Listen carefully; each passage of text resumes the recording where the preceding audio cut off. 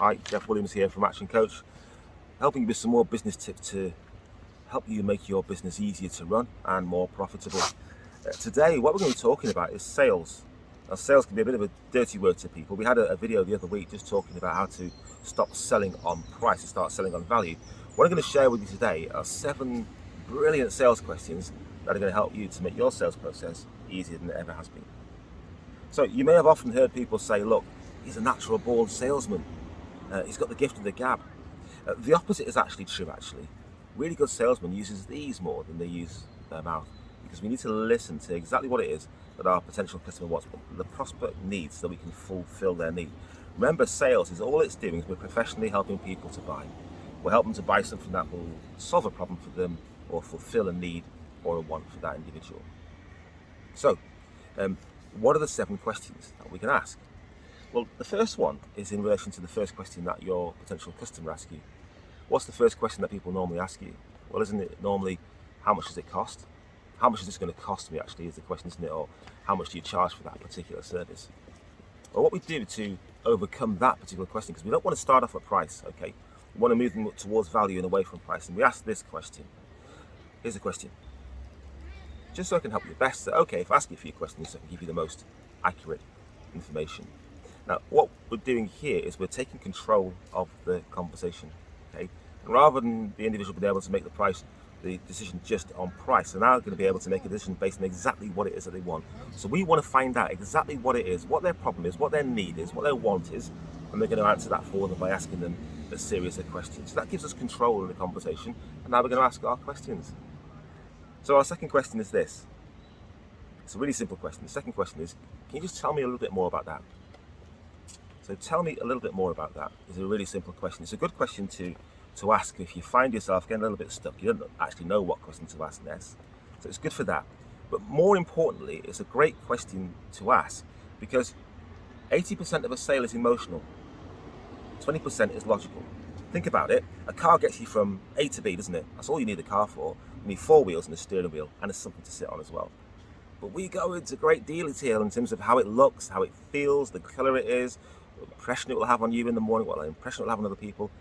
Most of our decision is actually emotional. 20% is logical. Logical is, have you got what I want? Can you deliver it on time? Is it around about the same price range, the right price range, and are you local, for example? 80% of it is emotional. Do these people understand me? Are they listening to me? Do I like these people? Do I trust these people? So, by asking, tell me a little bit more about that, what we're going to do is we're going to get to the emotional heart of the question, start to understand exactly what it is that that person wants from us. Okay, here's the third question. The third question is, what has to be different about X by Y? Replace X with the main benefits of what you're selling to the customer and replace Y with time. So what has to be different about this particular element that you're looking for in this time period? 3 weeks, 6 months, 12 months.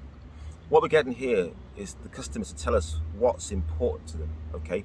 What really has to happen within their business, what really has to happen within their life, what's important to them. And they're also going to give us a time frame, okay? So it's going to put you in a position to really start to help the customer.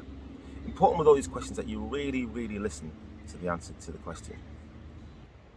So here's the fourth question, and it goes like this. Suppose we were having this conversation X months from now. Looking back, what would have had to happen for you to be really happy with your purchase? Okay, really simple question. And what we're getting the customers to do now really is to start to really prioritize what's important. There are a number of things that are really important to them, but by asking this question, you're asking them to look back over 12 months and say, look, what would have had to have happened for you to be really happy with your purchase? So if I was asking that question to my customers, let's say it was a prospect who wanted coaching, I'd ask them that question. So looking back 12 months from today, if we were looking back 12 months from today, what would have had to have happened in your business for you to be really happy with your decision to go ahead with business coaching? We're getting them to really prioritize what is the most important thing, okay?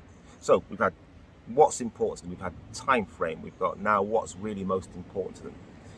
So we've covered a number of issues here. The next question is this. So what other factors other than price are important to you in your purchasing decision?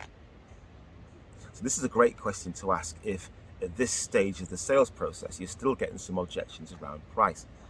Okay, so you may have given them the price at a particular point, and they're asking you questions around price. So this is a great question to ask. What other factors other than price are important to you in your buying decision? Here's the sixth question. It's what we call a temperature checking question. Okay, and it goes like this. So how does that fit with what you had in mind?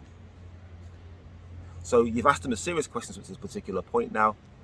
You've explained all the features, you've explained the main benefits to them, they've told you what's important to them, and you ask them the question, so how does that fit with what you had in mind?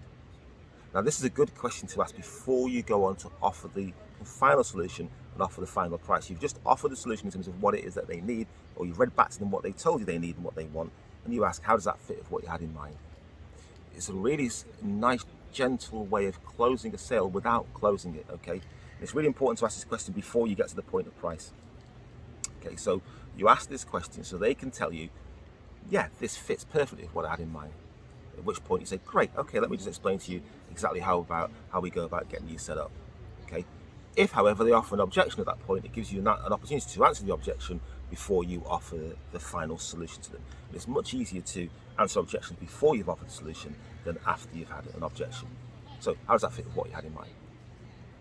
So our seventh and final question is this. So, what would you like to happen next?